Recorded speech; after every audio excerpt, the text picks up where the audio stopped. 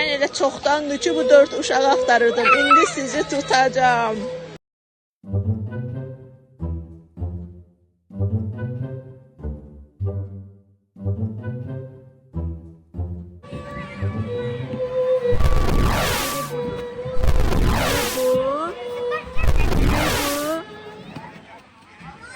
En büyüğü de budur.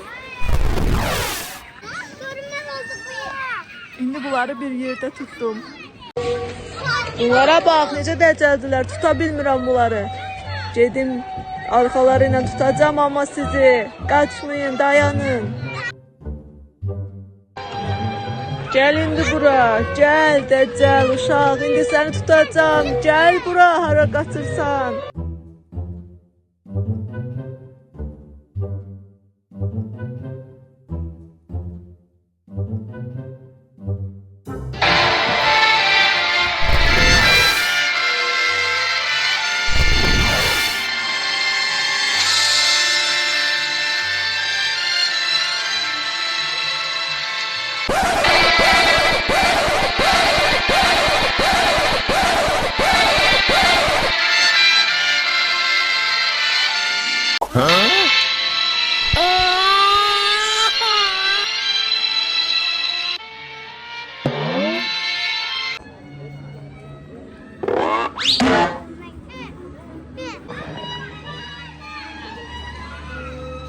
Uşaqlar bu tərəfdə oynamayın.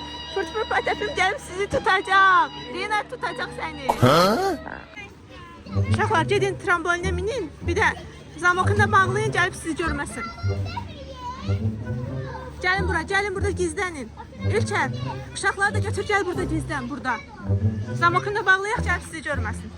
Gəlin Yunus xan. Ramoş gəlin. Çıxın, çıxın. Çıxın zamoku da bağlayaq, heç kim gəlib sizi görə bilməsin.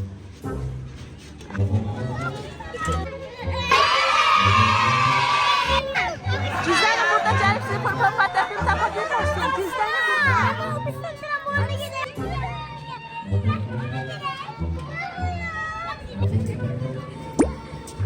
İndi də burada gizlənin. Siz İlker, gizlənin, hə, gizlənin görə bilməsin.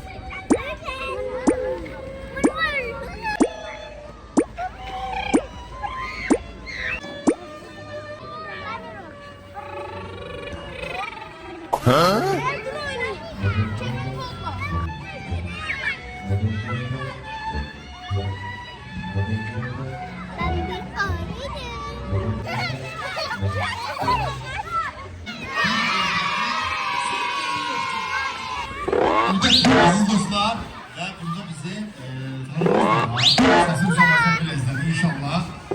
Ve yine bir davet edin.